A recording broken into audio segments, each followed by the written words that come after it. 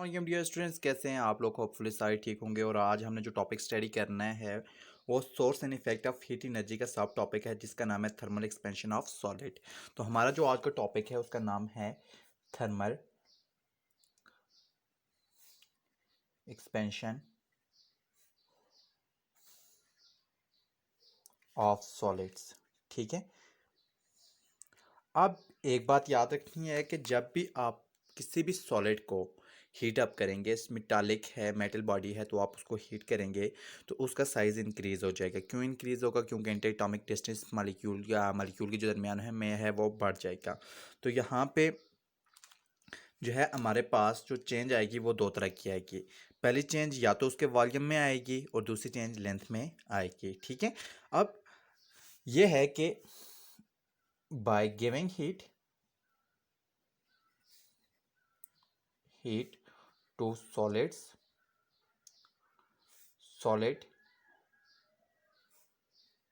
can expand। ठीक है। solid can expand in two ways, either their length increases। ठीक है। their length increases, या तो उनकी लेंथ इंक्रीज होगी, और their volume increases। ठीक है। तो आपके पास वॉल्यूम भी इंक्रीज होगा और लेंथ भी इंक्रीज होगी। ठीक। अब अगर आपके पास लेंथ इंक्रीज होती है तो आप इसको वॉल्यूम लीनियर एक्सपेंशन कहेंगे। The expansion in length due to heating is called the expansion. बल्कि यहाँ से हम इसको छोड़ देते हैं अभी। अब नेक्स्ट जो है हमारे पास, ठीक है, ईथर लेंथ इंक्रीजेस और देयर वॉल्यूम इंक्रीज। सबसे पहले हम जो स्टडी यहाँ पे करेंगे वो हम लीनियर एक्सपेंशन स्टडी करेंगे। ठीक है। जो लेंथ में होती है लीनियर एक्सपेंशन, इसका सब टॉपिक आ जाएगा हमारे पास। द चेंज इन लेंथ या द एक्सपेंशन इन लेंथ, यहाँ पे द चेंज इन लेंथ। ठीक है। लेंथ में जो चेंज आ रही है due to heating is called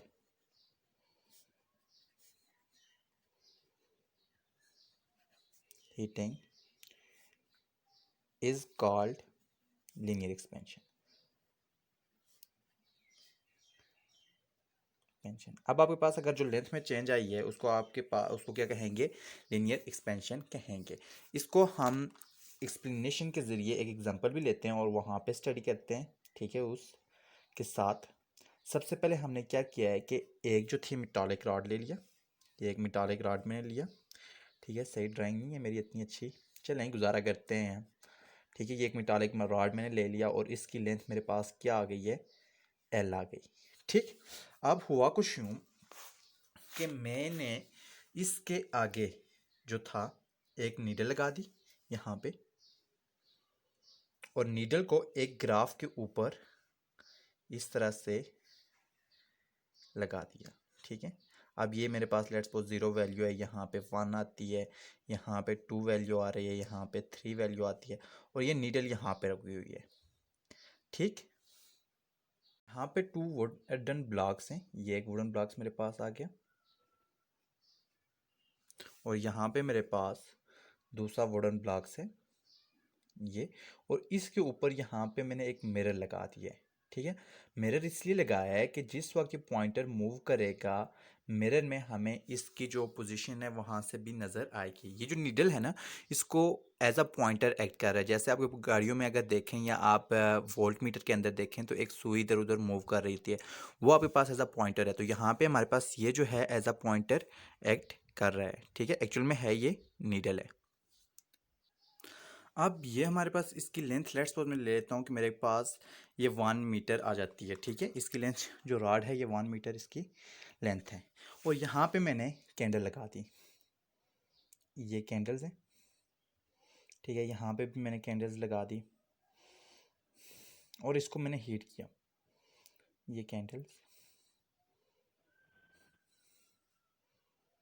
ठीक है, ये कैंडल्स जो हैं यहाँ पे लगाई। अब हुआ कुछ यूँ, ठीक है, कि जिस टाइम ये हीट होना शुरू अप हुआ, ठीक है, हीट अप हुआ तो इसके जो अंदर मॉलिक्यूल्स थे, इलेक्ट्रॉन थे, उनकी मोशन भी तेज़ हो गई। अब यहाँ पे अगर ये हीट हो रहा है तो ये वाला इलेक्ट्रॉन जो है आगे एनर्जी ट्रांसफॉर्म कर रहा है, वो उससे आगे ट्रांसफॉर्म कर रहा है, वो उससे आगे, तो करते करते इनका इंटर एटॉमिक डिस्टेंस क्या हो रहा है, इंक्रीज हो रहा है सबका। जब इनकी एनर्जी इंक्रीज हुई, जो ही इंक्रीज हुई तो इसकी जो रॉड है इसकी लेंथ में क्या हो गई, इंक्रीज हो गई।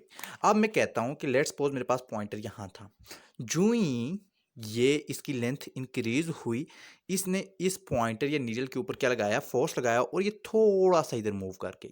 चाहे यहाँ तक मूव किया या यहाँ तक, लेकिन इस तरह से इसने मूव किया। जो ही इसने यहाँ से मूव किया तो हमारे पास क्या इंडिकेशन होगी कि इसकी लेंथ में क्या हो गया है, इंक्रीज हो गई है, ठीक है, और ये हमारे पास थर्मल एक्सपेंशन आ गई।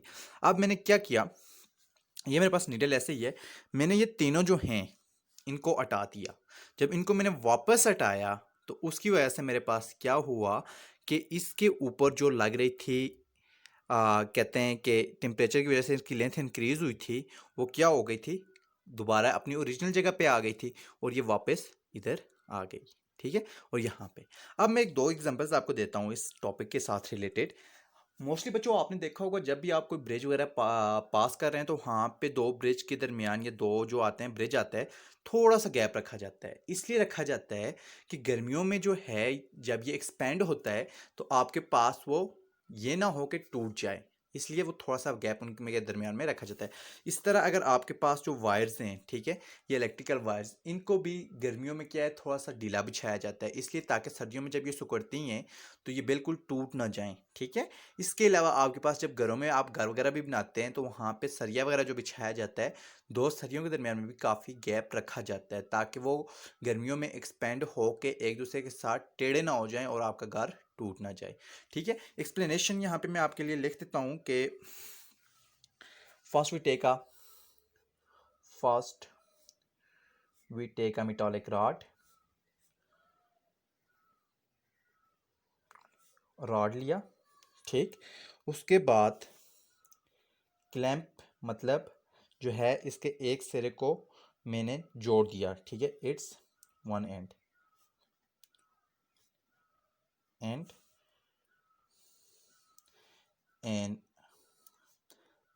Makes other hand free. दूसरे वाले सिरे को मैंने क्या कर दिया, फ्री छोड़ दिया, ठीक। अब take 2 to 3 candle, take 2 to 3 candle and place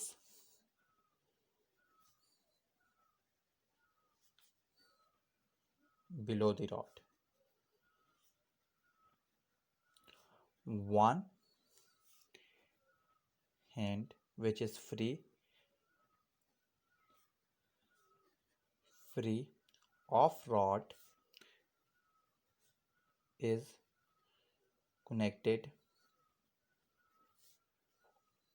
with, किसके साथ कर दिया, नीडल के साथ, ठीक। Here needle act like a pointer, ठीक। नाउ इसके बाद हमने क्या किया, now burn the candle,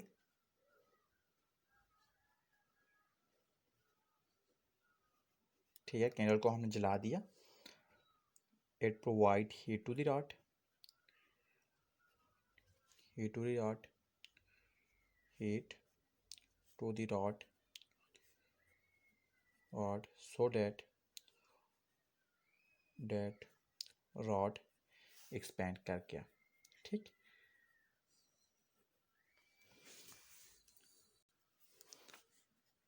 and needle changes its position, ठीक है, नीडल ने क्या किया, अपनी पोजीशन को चेंज कर लिया, ठीक। अब Now remove the candle and remove the candle, and after some time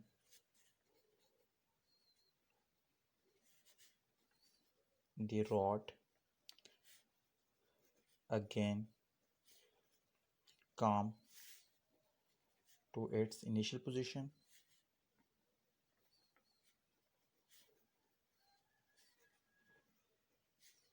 and pointer move backward to its original position.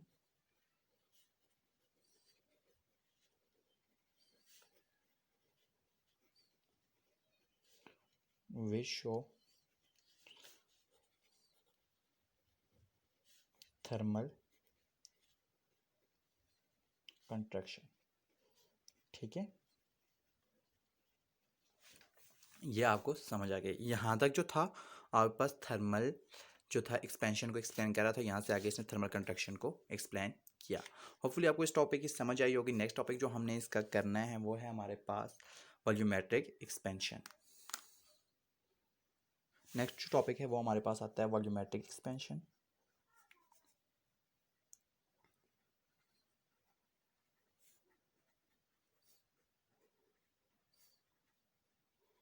Expansion तो वॉल्यूमेट्रिक एक्सपेंशन मेरे पास क्या आ जाएगा, change in volume, the change in volume in volume due to heat is called volumetric